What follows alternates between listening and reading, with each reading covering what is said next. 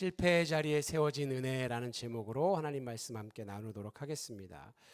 여러분, 우리가 함께 읽은 이 여호수아 20장은요, 여호수아의 정복이 다 맞춰진 후입니다. 그리고 땅의 분배도 전부 다 맞춰진 후. 그때 여러분, 우리는 무엇을 해야 할까요?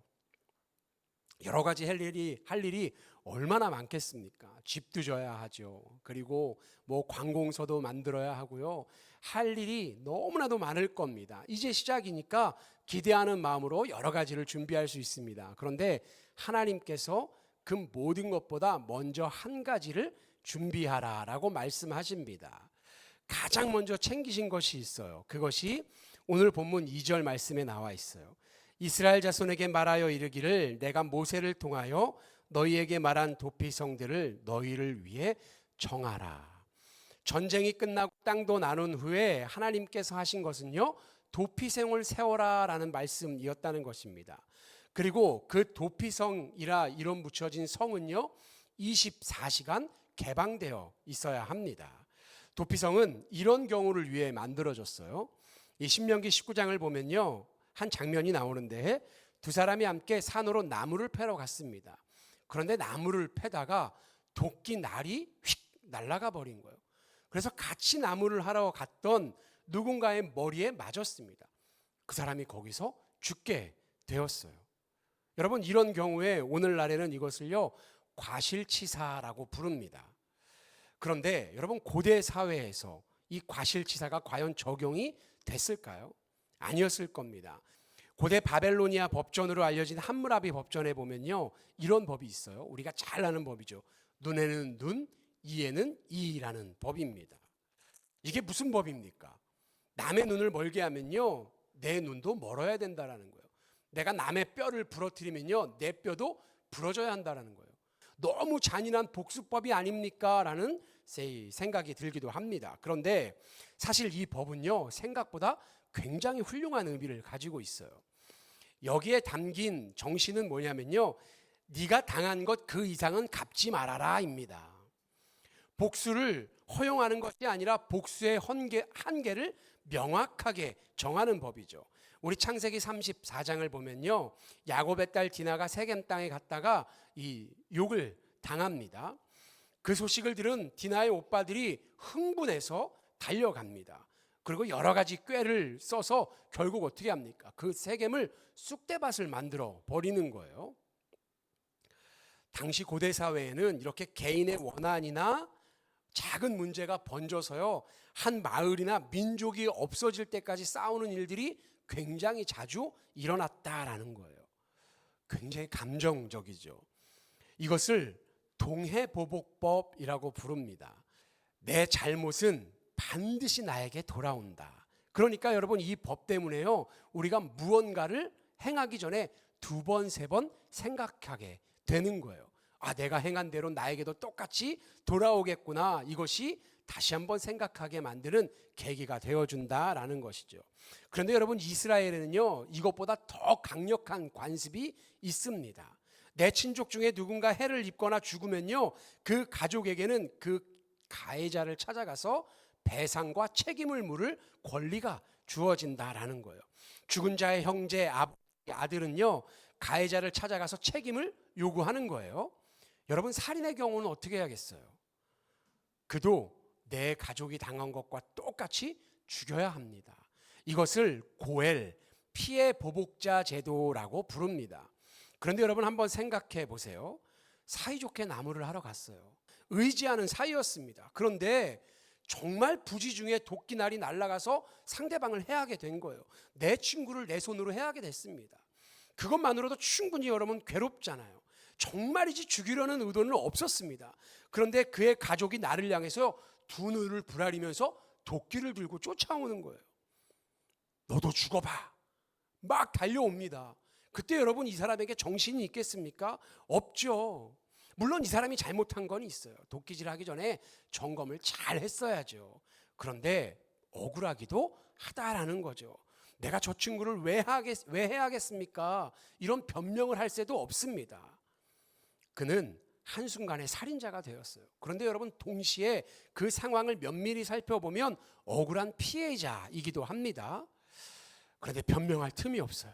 죽은 사람의 가족들은요, 그가 나의 가족이 죽었다는 사실과 저놈이 죽였다는 사실, 그리고 그 복수를 내가 해야 된다는 그 사실만이 머릿속을 지배하기 시작합니다. 맹목적이 되는 거예요. 이성적으로 잘 생각하고 판단할 여유는 없습니다. 일단 복수를 하고 나서 그때 내가 생각해 봐야지, 이런 마음이 든다라는 거죠. 그런데 여러분, 정말 복수를 마치고 나서 보니까 그가 한 일이 아니었을 수 있어요. 혹은 정말 억울한 상황일 수 있습니다. 그럼 어떻게 해야 돼요? 진작 말하지, 이러고 말 수 있을까요? 또 다른 억울한 죽음을 당한 사람이 그 사실을 알게 되면 그 사람은 또 어떻게 해야 돼요? 또 고엘, 피해 복수자가 되어서 또 복수를 해야 되는 거예요. 여러분, 이런 일이 반복되면 그 사회가 어떻게 되겠습니까? 복수가 복수를 낳고 살인이 살인을 낳는 일이 반복된다라는 거예요. 온 나라에는요, 이미 살인을 저지른 살인자와 그리고 그 살인자를 처단할 예비 살인자가 살아가게 되는 세상이 된다라는 것입니다. 모두가 예비 살인자가 되어서 살아가는 세상, 하나님이 준비하신 그 땅 가나안에서 모두 예비 살인자가 되어서 살아가게 된다라는 거예요. 여러분, 이제 이스라엘 백성들이 살아가는 가나안 땅은 어떤 곳입니까? 하나님이 임재하시는 하나님의 나라입니다.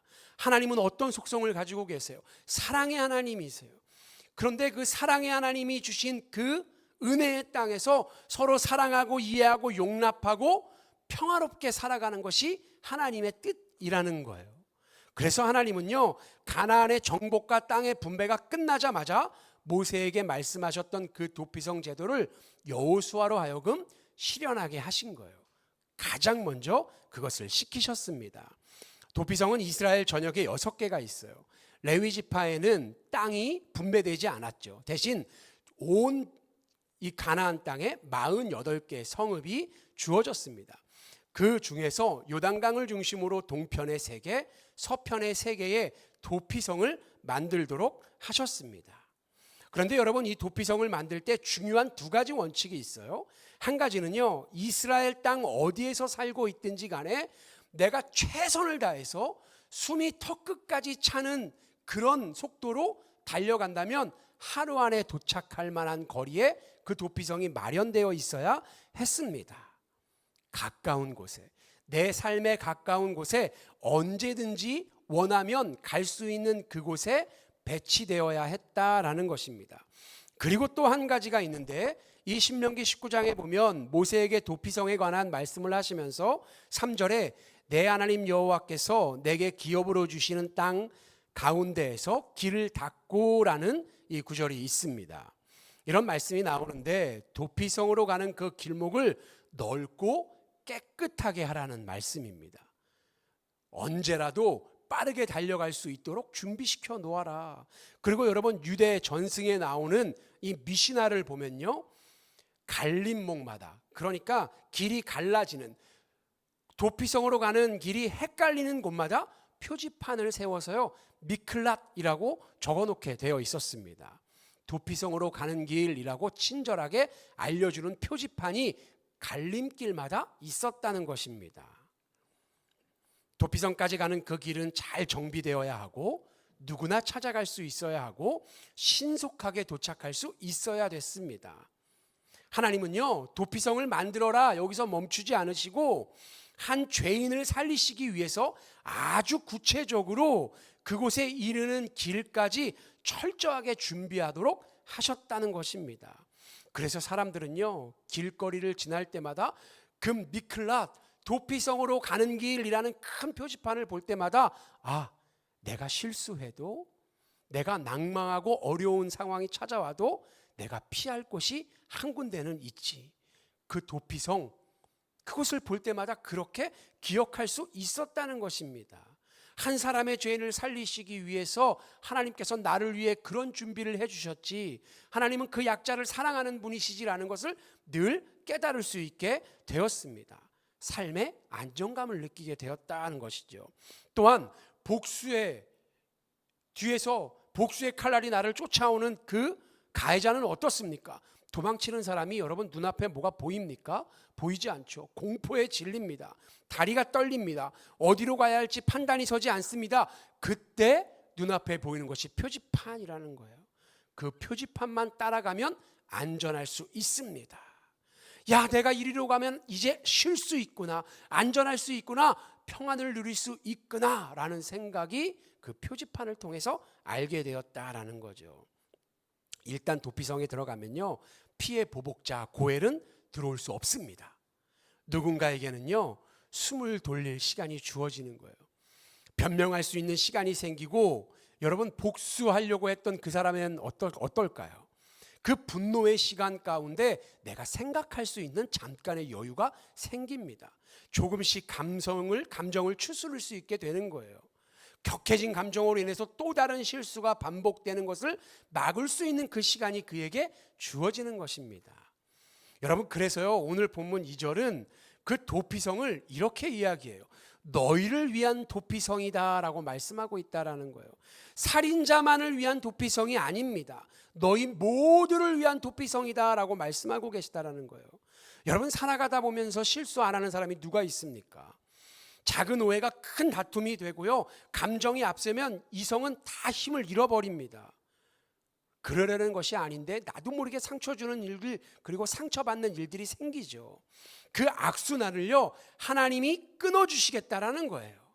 그렇게 도피성은 누구 한 사람만을 위한 것이 아니라 모두를 위한 도피처이다라는 것입니다. 은혜의 제도죠. 여기 계신 몇 분들의 표정을 보니까 네, 목사님, 이런 표정이세요. 그 마음을 읽어볼까요? 그게 오늘을 사는 우리랑은 무슨 상관이 있습니까? 이런 표정인 것 같아요. 우리 저기 중2 표정이 그래요. 도대체 몇천 년 전에 성경에 기록된 살인자를 위한 도피성이 오늘을 사는 우리와는 무슨 상관이 있습니까? 여러분, 어느 목사님 중에요, 요즘은 교회가 너무 좋으시대요. 그 목사님이 오랜 시간 사역했지만 이렇게 교회가 좋았던 적이 없대요. 야, 이 사람이 드디어 성령 충만함을 받았나? 그런데 이 목사님이 하는 말이, 전에는 사모님하고 대화도 잘 되고 이 문제가 없었대요. 그런데 요즘은 무슨 말을 못 하겠대요. 이 사모님이 갱년기가 찾아오셨나 봐요. 뭐라고 말하면 그래서 무슨 말을만 하면 꼬투리를 잡아서, 아니 여보, 무슨 말을 그렇게 해요? 아니 그게 아니라 됐어! 이러고 방으로 들어가 버린대요. 그때부터 가시방석인 거예요. 야, 내가 집에 있다 죽겠다, 내가 집에 있다 말라 죽겠다. 그래서요, 교회로 피신하셨대요. 그곳에서 평안을 누리기 시작하는 거예요. 갱년기 아내가 없는 그곳은 천국이더랍니다. 교회가 너무 편해지는 거예요. 교회로 도망오면 평안이 찾아오고 마음이 안정되고, 역시 나의 피난처 예수, 십자가고 있는 교회가 내 인생의 가장 큰 안식처구나. 이것을요, 이 목사님이 갱년기라는 환난 앞에 묵상이 점점 깊어지신다고, 주님이 이렇게 좋을 수가 없다고, 이런 우픈 이야기가 있습니다. 사랑하는 성도님들, 우리 삶에 어떤 환난이 찾아와도 교회로 피신하면 주님이 주시는 평안이 있는 줄 믿으시기 바랍니다. 본문을 가만히 묵상해 보면요, 이 도피성은 결국 예수님의 모습과 너무나도 닮아 있다라는 것을 우리는 깨닫게 됩니다. 죄를 지은 자가 도피성으로 들어가면 안전해지듯이 우리의 영혼은 주님의 품 안에서 안전합니다. 도피성이 늘 가까운 곳에 열려 있듯이 주님도 하루에 12시간만 근무하시지 않고 24시간 성령님을 통해서 우리를 만나주시고 위로하시길 원하신다라는 것입니다. 늘 우리를 향해 복음은 열려 있습니다. 여러분, 오늘을 사는 우리도 결코 원치 않았던 실수로 인해서 감정적인, 그리고 여러분 상황의 어려움을 겪으면서 살아가잖아요. 관계 속에서 부정적인 감정에 시달릴 때가 얼마나 많이 있습니까? 나도 모르게 도끼날이 빠져나간 것 같은 상황을 나도 만납니다. 의도하지 않았는데 그 실수가 커져버렸어요. 분명히 최선을 다했는데 결과가 좋지 않아서 누군가와 갈등을 겪게 되고 그 상황 가운데 마음이 너무 어려워지는 거예요. 너무 이기적인 누군가 때문에 마음의 기쁨이 다 사라져 버렸습니다. 누군가를 미워하는 그 원망하는 감정이 내 안에서 점점 커지는 거예요. 여러분, 그런 일들이 우리 삶에도 일어나거든요. 그 부정적인 무거운 내 감정이요, 나에게서 해소됩니까? 아닙니다. 나에게서 끝나지 않고 내가 사랑하는 사람들에게 옮겨가는 경우가 허다합니다. 내가 사랑하는 사람 혹은 내 가까운 이들에게 옮겨가요. 그래서 또다시 원하지 않지만 상처 주고 한숨 짓게 만드는 상황들이 우리 인생에서 반복됩니다. 그러다 보면요, 내가 지금 뭐 하는 거지? 갈 길을 잃게 된다라는 거예요. 내가 이 길이 가는 게 맞나? 판단 자체가 안 되고 감정에 휘둘려서 여러분 맹목적이 될 때가 많이 있습니다. 그 사람이 미운 그 감정에 모든 이성적인 생각이 멈춰버리는 거예요. 신앙도 작동하지 않을 때가 많이 있습니다. 그 상황에 매몰되다 보니까 전체를 볼 시야를 잃어버린다라는 거죠. 여러분, 그럴 때 우리가 누구를 찾아가야 하는가? 내 삶의 가장 가까운 곳에 계신 주님께로 달려가시길 주님의 이름으로 소망합니다. 죽음으로부터 쫓는 자가, 여러분, 죽음으로부터 쫓기는 자가 그 성 안으로 뛰어들어가면 영혼이 짓눌리고 삶이 벅찰 때 예수님 안으로 뛰어들어가는 것과 마찬가지라는 거예요. 그분 안에 들어가면 여러분 멈출 수 있고요, 쉼이 있고요, 나를 쫓던 정죄와 두려움과 자책이 그 안으로는, 도피성 안으로는, 예수님의 은혜 안으로는 들어올 수 없다라는 거예요. 여러분, 가장 많은 시편을 쓴 다윗이요, 늘 쫓기는 인생을 살았죠. 고난이 많았던 사람입니다. 내 잘못이 아닌데도 늘 나는 고난 가운데 있었어요. 대적으로부터 쫓기는 그 고통의 순간마다 여러분, 다윗이 한 것이 무엇입니까? 주님, 내가 어디로 피하겠나이까? 이런 한탄이었습니다. 그런데 여러분, 그의 답도, 그가 내린 결론도 항상 동일했습니다. 하나님만이 나의 진정한 피난처가 되십니다. 아멘. 도피성은요, 죄인을 정죄하기 위해 세워진 곳이 아니에요. 살리기 위한 곳입니다. 하나님은 우리에게 실수하지 마, 너 절대 죄 짓지 마, 이렇게 말씀하지 않으세요. 사람의 연약함을요, 우리를 지으신 하나님이 더 잘 알고 계십니다. 우리의 넘어질 것을 이미 아셨고, 실수할 것을 아셨고, 때로는 죄로 인해서 무너질 것도 미리 알고 계세요. 그래서 우리가 죄를 짓는 그때보다 훨씬 더 이전에 하나님께서 도피성을 미리 준비해 놓으셨다라는 거예요. 길을 닦아 놓으셨고, 표지판을 세워 놓으셨고, 언제든지 들어갈 수 있도록 문을 열어 놓으셨습니다. 여러분, 이것이 무엇입니까? 복음인 줄 믿으시기 바랍니다. 이것이 우리에게 오늘 들려지는 복음입니다. 주님이 말씀하십니다. 수고하고 무거운 짐진 자들아, 다 내게로 오라. 내가 너희를 쉬게 하리라. 오늘 이 말씀이 우리 안에 울리기를 또한 소망합니다. 그런데 여러분, 더 중요한 게 있어요. 도피성에 들어가려면요, 반드시 해야 하는 것이 있습니다. 우리 4절 말씀인데요, 이 4절 말씀을 함께 읽겠습니다. 시작. 이 성읍들 중에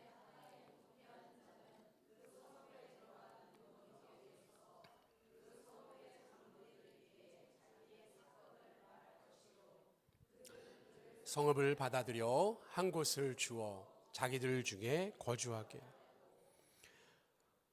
여러분, 죄를 지은 사람이 도피성으로 열심히 달려갑니다. 거기에 구원이 있어, 거기에 쉼이 있어, 거기에 평안이 있어 라는 생각을 가지고 열심히 달려갑니다.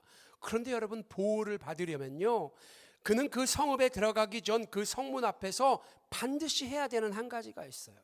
장로들 앞에서 자신의 모든 상황을 다 고해야 된다라는 거예요. 직접 진술해야 했습니다. 내가 어떤 죄를 지었는지, 내가 어떤 실수를 저질렀는지, 나의 잘못과 실수로 인해 누가 누구에게 어떤 상처를 어떻게 주었는지, 나는 어떤 상처를 받았는지, 그것을 다 장로들에게 고해야 여러분 들어갈 수 있다라는 거예요. 죄와 실수와 잘못들을 솔직하게 고백하지 않고는 여러분 결코 도피성에 들어갈 수 없다라는 것입니다. 구원의 도피성은요, 거저 주어지는 은신처가 아니라 피 흘린 자가 도피성의 높은 성문 그 앞에 서서 자신의 죄와 잘못들을 장로들 앞에 숨김없이 솔직하게 끄집어낼 때, 그러니까 자신의 죄를 직면하는 고백이 있을 때에야만 그 견고한 성문이 열려진다라는 것입니다. 여러분, 그런데 오늘날의 신앙을 한번 대입해 보면요, 현대 기독교의 특징 중 하나가 천국과 지옥에 대해서 잘 이야기하지 않죠. 예전만큼 선포되지 않습니다. 그리고 또 하나의 중요한 특징이 있는데, 지독하리만큼 죄에 대해서는 침묵한다라는 거예요. 여러분, 참을 수 없는 존재의 가벼움이라는 책을 쓴 이 밀란 쿤테라는 이 사람이요, 이 문학가가 이렇게 이야기를 했어요. 인간이 고통스러운 기억과 죄책감을 지우고 싶어하는 속성을 망각과 가벼움이다라고 표현했습니다. 여러분, 오늘날 살아가는 우리의 신앙을 꼬집는 것 같아요. 내면의 어두운 그림자와 상처, 그리고 뒤틀린 나의 죄성은 다 감춰버리고 그저 사랑의 하나님만 찾는 거예요. 나를 용납해 주시고, 나를 위해 주시고, 나를 이해해 주시고, 나만을 위해 일해 주시는 그 하나님, 그 부담 없는 십자가를 붙들면서 가벼운 복음만을 외치며 주님 그저 나에게 위로만을 주세요라고 외치는 오늘날의 기독교의 모습. 그런데 여러분, 그렇다 보니까요, 하나님께 요구하는 것은 너무 잘하고 익숙합니다. 그런데 그 내면을 들여다보잖아요. 그러면요, 결국 나는 아무런 잘못이 없습니다. 나는 변화될 필요가 없습니다. 이런 마음으로 나의 내면은 다 분칠을 한 채 그저 잘됨과 복만을 바라는 이기적인 마음이 그 안에 숨겨져 있다라는 거예요. 여러분, 이런 마음을 가지고는 도피성에 들어갈 수 없습니다. 자신의 죄를 정직하게 응시하는 고통 없이는 여러분, 도피성에 들어갈 수 없다라는 거예요. 절대 열리지 않습니다. 피해 보복자에게 끝내 복수를 당하고 만다라는 거예요. 우리가 아무리 예수님께 피하고 그 안에서 안식을 누리려면 먼저 무엇이 있어야 한다고요? 회개가 있어야 한다고요. 기독교의 핵심 가치는요, 여러분, 우리를 살리는 십자가이지만 그 십자가는 회개로부터 시작됩니다. 여러분, 우리는 기억해야 돼요. 우리는 주님이 나를 위해 십자가에 달려 죽어주셨습니다라는 걸 선포하기 이전에 그 주님이 십자가에 달려 죽으신 것은요, 나의 죄 때문이라는 자각이 있어야 한다라는 거예요. 예수님께서 공생애를 시작하면서 외치신 처음 선포가 위로받아라가 아닙니다. 무엇입니까? 회개하라, 천국이 가까이 왔느니라. 제 기억 속에 여러분, 잊혀지지 않는 사건 하나가 있어요. 제가 어렸을 때 이 신앙생활하던, 우리 가족이 신앙생활하던 그 교회에 새벽 예배 때마다 가끔 오시는 분이 있어요. 이 어머니로부터 전해들은 얘기예요. 설마 제가 그때도 새벽 예배를 나갔겠습니까? 오실 때마다 그렇게 그분이 서럽게 울면서 기도를 하시더래요. 그분이 흐느끼면서 기도할 때마다 저희 어머니와 사모님의 귀에 똑같은 음성이 계속해서 울려서 들려지는 거예요. 죄송해요, 좀 과격한 표현인데요, 이걸 그대로 전할까 조금 바꿀까 이렇게 생각을 했는데 솔직하게 그냥 전하는 게 나을 것 같아요. 개소리 개소리 개소리 개소리 이렇게 들리더래요. 그 간절한 눈물의 기도 소리가 개소리로 들리더래요. 참다가 그분께 왜 이렇게 서럽게 울면서 기도하시느냐 이렇게 여쭤봤대요. 사정을 들어보니까 그분이 집에서 남편하고 싸울 때마다 어디서 풀 곳이 없으니까 교회 와서 실컷 울면서 마음의 응어리를 풀고 아유 이제 시원하다 이러고 돌아가시는 거예요. 그러니까 어때요? 그분이 새벽 예배 오시는 날은 또 싸웠구나. 여러분, 내 삶에 일어나는 이해할 수 없는 고난들이 있습니다. 혹은 타인으로 인해 내 삶에 주어지는 아픔들이 있어요. 그런데 그것을요, 십자가 밑에 가지고 나아가서 복음으로 회개로 재해석하지 못하고 그저 와서 눈물만 흘리는 것은 여러분 아무런 능력도 의미도 없습니다. 우리는 여러분 슬픈 영화를 봐도 눈물을 흘리고요, 억울한 일이 있어도 눈물을 흘리고요, 심지어 우리 마음에 기쁨이 밀려와도 눈물을 흘립니다. 그저 우리가 십자가 밑에 나아가서 눈물을 흘리며 운다고 해서 그것이 하나님이 주시는 쉼과 평안을 얻을 수 있는 도구가 되는 것은 아니라는 거예요. 복음은 역설적이게도요, 내가 겪는 어려움을 통해서 나를 발견하게 합니다. 우리 역시 십자가 앞에 나와 눈물을 흘리지만 진짜 내 고난의 이유와 내 안의 죄를 정직하게 직면하지 않는다면, 여러분, 예수님을 배신한 가룟 유다가 최후의 만찬에서 그 마지막까지 주님께 뭐라고 이야기합니까? 랍비여, 나는 아니지요. 회개가 없습니다. 우리가 죄를 직면할 때 비로소 십자가의 은혜가 무엇인지 알게 된다라는 거예요. 그 도피성의 의미가 무엇인지, 그 목적이 무엇인지 비로소 알게 된다라는 거예요. 여러분, 누군가에게 당한 그 아픔을 통하여 주님 앞에 나왔는데 왜 내가 회개해야 됩니까? 이런 생각이 드십니까? 아닙니다. 그 안에서 우리가 주님 앞에 나아가 회개할 때요, 상대방의 잘못이 아니라 내 안에 잘못됨이 발견되는 거예요. 내가 얼마나 깊이 무너진 존재인지 깨달을 때 비로소 그 예수님이 나를 얼마나 용서해 주셨는지, 그 사랑의 크기가 얼마나 큰지 그때 비로소 깨닫게 되더라는 거예요. 그때 여러분, 주님이 나에게 누군가를 통해서, 상황을 통해서 어려움을 주신 그 이유가 그때 복음 안에서 해석되기 시작합니다. 그때 내가 겪는 고난이 가치 있는 고난으로 변하고 또 어때요? 은혜로 바뀌어지는 시발점이 거기서 시작되는 거예요. 여러분, 무엇에서요? 내 안에 내가 잘못됨을 발견하는 여러분 회개에서부터요. 회개 없는 위로는 여러분 잠깐입니다. 아주 감정입니다. 그런데 회개를 통과한 은혜는요, 우리의 존재를 바꾸는 능력이 되기 시작합니다. 내가 얼마나 부족한 사람인지 깨달을수록 예수님께서 왜 나를 위해 죽으셨는지를 알게 된다라는 거예요. 여러분, 이것이 역설 아닙니까? 그리고 십자가의 사랑을 알면 알수록 내 삶이 모든 순간이 복음으로 연결되어야 했구나라는 것을 깨닫게 됩니다. 그 사람이 나에게 상처 줄 때 내가 십자가를 경험하고 통과한 사람이라면, 회개를 경험한 사람이라면, 내가 다시 살아난 사람이라면 그때도 나의 왼뺨을 돌려댈 수 있었다라는 거예요. 그것으로 인해서 그 한 영혼이 변화될 수 있는 시작이 될 수 있었다라는 거예요. 주님이 그 상황을 통해서, 나를 통해서 내가 정말 꼴보기도 싫은 그 사람이 구원의 여정에 올라탈 수 있는 시작이 될 수 있다라는 거예요. 저 사람 예수 믿는 사람은 다르네. 그런데 여러분, 그것 없이 그저 주님 앞에 나와서 주님 나는 억울합니다, 주님 나는 어찌합니까? 라고 눈물을 흘린다 한들 여러분, 주님이 주실 위로는 없습니다. 우리는 여러분 그 상황을 통해서요, 주님이 나 같은 죄인도 받아주셨구나, 주님이 나를 여기까지 살려주셨구나, 주님이 지금도 나를 품고 계시는구나, 그때 비로소 원망이 감사가 되고 두려움이 평화가 되고 정죄가 은혜로 바뀌게 되는 줄 여러분 믿으시기 바랍니다. 예전에는요, 내 억울한 일만 보였어요. 전에는 상처 준 사람만 보였습니다. 전에는 내 형편만 보였습니다. 그런데 이제는 나를 그 상황 가운데 보내신 예수님의 십자가만 보입니다. 고난 앞에서 우리는 이렇게 물어요. 주님, 왜 이런 일이 일어났습니까? 그런데 주님은 우리의 그 질문을 바꾸기를 원하십니다. 이 일을 통해서 내가 무엇을 회개해야 합니까? 하나님은 나를 어디로 이끌고 계십니까? 그때 여러분, 우리의 고난이 더 이상 저주가 아니라 성숙으로 가는 그 길이 된다라는 것입니다.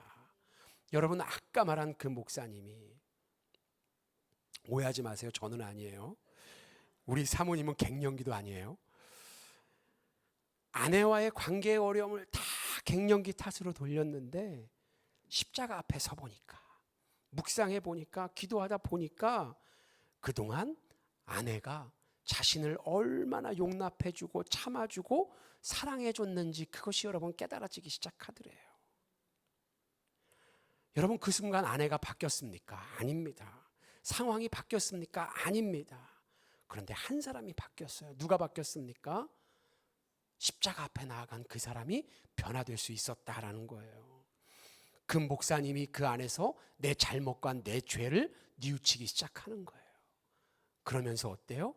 내가 변하니까 가족이 변하고 내 마음이 변하니까 상황이 달리 보이기 시작합니다. 사랑하는 성도 여러분, 도피성의 문 앞에서 자신의 잘못을 다 인정해야 됐던 것처럼 우리도 십자가 앞에 서야 합니다.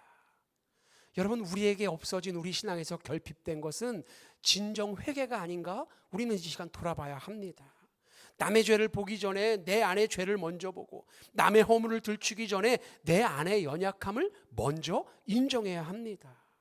그곳에서 우리는요, 정죄가 아니라 진짜 나를 따뜻하게 맞아주시는, 나를 다 용납하시는, 걸어다니시는, 움직이는 도피성이신 예수님을 만나게 되더라는 거예요.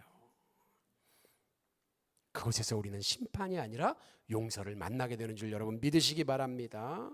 버림받음이 아니라 품어주심을 경험합니다. 그래서 우리는 오늘도 주님 앞에 달려나가는 거예요. 여러분, 다른 곳으로 도망치지 마세요. 십자가 그 표지판을 보고 주님께로 도망치시기 바랍니다. 그리고 그곳에서 나의 억울함을만 쏟아내는 것이 아니라 복음을 다시 생각하고 나에게 주어진 상황을 복음 안에서 다시 해석하며 회개로 나아가는 거예요. 내 안에 잘못됨은 없는가? 내 안에 완고함은 없었는가? 그때 여러분 내 인격이 변해서 결국 여러분 그 고난이 나에게 유익이 되지 않으면 무슨 의미가 있겠습니까? 십자가 앞에 서는 사람은 여러분 무너지지 않습니다. 왜냐하면 그곳엔 누가 계세요? 나를 위해 대신 죽어주신 예수님이 계십니다. 우리가 어둠을 뚫고 빛으로 나아가는 그 과정 가운데 회개는 반드시 필요합니다. 우리가 실패의 자리에서 십자가를 바라볼 때 주님이 우리를 승리하게 하시는 줄 또한 믿으시기 바랍니다. 오늘도 우리가 주님의 십자가 앞에 정직하게 섰으면 좋겠어요. 나를 다 가리고 분칠하고 주님께 나아오는 것이 아니라 내 안에 잘못됨을 먼저 드러내므로 하나님의 평안을 구하는 우리가 되기를 소망합니다. 내 자신을 정직하게 바라보며 회개를 통해 더 큰 은혜를 경험하는 저와 여러분, 그래서 마침내 살아계신 하나님과 동행하여 큰 일에 주인공으로 쓰임받는 저와 여러분이 되기를 주님의 이름으로 축원합니다. 우리 시간 함께 우리에게 들려진 말씀 생각하며 우리 찬양하며 나가기를 소망합니다. 악보 하나만 주시겠어요?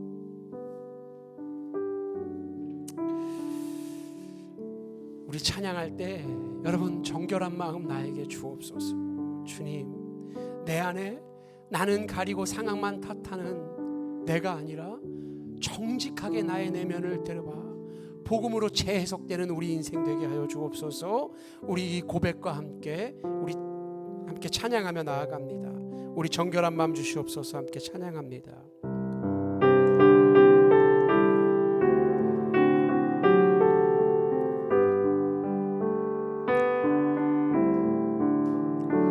정결한 마음 주시옵소서. 오 주님, 정직한 영을 새롭게 하소서. 정결한 마음, 정결한 마음 주시옵소서. 오 주님, 정직한 영을 새롭게 하소서. 우리 다시 고백합니다. 주여 나를 정결케 하여 주옵소서. 정결한 마음 주시옵소서. 오 주님, 정직한 영을 새롭게 하소서. 나를 주님 앞에서, 나를 주님 앞에서 멀리하지 마시고 주의 성령을 거두지 마옵소서. 그 구원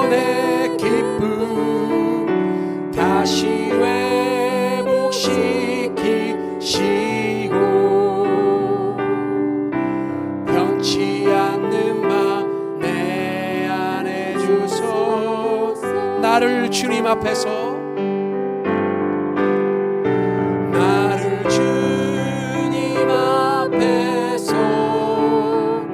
멀리하지 마시고 주의 성령을 거두지 마옵소서.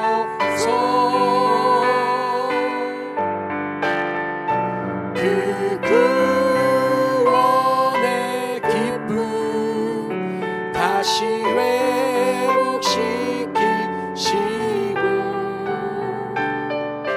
변치 않는 맘 내 안에 주소서. 이 시간 우리 함께 기도하며 나아갔으면 좋겠습니다. 아버지 하나님, 이 시간 우리의 영이 새로워지게 하여 주옵소서. 부정적인 감정들로 인하여 하나님이 나에게 베푸신 그 구원의 감격을 사단으로 하여금 빼앗기지 않게 하시고, 주님이 나를 위해 부어주신 그 복음의 십자가 사랑을 내가 다시 한번 꺼내어 주님 앞에 내어놓고, 아버지 나에게 잘못됨을 다시금 복음 앞에서 발견하며 주님이 나에게 부어주신 그 사랑으로 인하여 내가 살아가겠습니다. 주여, 기쁨이 회복되게 하여 주옵소서. 나에게 돌을 던진 그 자를 내가 더 사랑함으로 주님이 나와 함께 계심을 내가 증거하겠습니다. 우리 결단하며 나아가길 원합니다. 우리 다 함께 기도하겠습니다. 아버지 하나님, 감사합니다. 우리에게 들려진 복음을 우리가 아버지 하나님 내 안에서 해석하게 하여 주옵소서. 아버지 하나님, 내가 부정적인 감정들로 인하여, 내가 받은 상처들로 인하여 아버지 하나님이 주신 기쁨과 사랑과 희락과 평안을 빼앗기지 않게 하여 주옵소서. 우리 성도님들이 늘 성령 충만하게 살아가게 하여 주옵소서. 아버지 하나님, 우리가 주님 앞에 빨리 달려나와 아버지 이거저거 쏟아놓으며 우리의 소원을 말하는 것에는 익숙한데, 아버지 내 안에 숨겨놓던 진짜 내 죄, 내 안에 교만과 내 안에 아버지 부정함들을 주님 앞에 깨어놓지 못하는 아버지 하나님 부족한 나였음을 고백합니다. 이 시간 우리가 십자가 붙들고 회개하며 나아가오니 아버지 나의 마음을 정직하게, 주여 나의 마음을 다시 정결하게 변화시켜 주옵소서. 주님 앞에 담대하게 나와 우리의 모든 잘못을 쏟아놓는 성도들마다 아버지 세상에 줄 수 없는 평안과 기쁨을 누리게 하시고, 그 안에서 다시금 살게 하시는 하나님의 그 복음이, 주님의 그 십자가 사랑이 부음받아지게 하여 주옵소서. 아버지 하나님, 성령 충만케 하여 주옵소서. 구원의 기쁨이 다시 우리를 살리는 줄 믿습니다. 우리를 다시 회복시켜주는 줄 믿습니다. 그 고난의 터널 가운데 아버지 불평하고 불만하며 왜 나를 위하여 일하여 주지 않으시냐고 아버지 하나님께 매달리며 아버지 떼쓰는 신앙에서 이젠 벗어나 아버지 하나님 그 앞에서 나의 잘못을 돌아보고 나의 죄를 회개하고 다시금 나를 살리신 그 주님, 그럼에도 불구하고 나를 사랑하신다 말씀하시고 지금까지 놓지 않고 붙들고 계시는 주님의 그 사랑이 부음받아 주어서 이제는 내가 복음되어 살아가리라 다짐되어지는 시간 되게 하여 주옵소서. 그 은혜를 누린 자만이 십자가의 길을 걸어갈 수 있는 줄 믿습니다. 주여, 이 시간 우리가 십자가 붙들기를 원하오니 정결케 하여 주옵소서.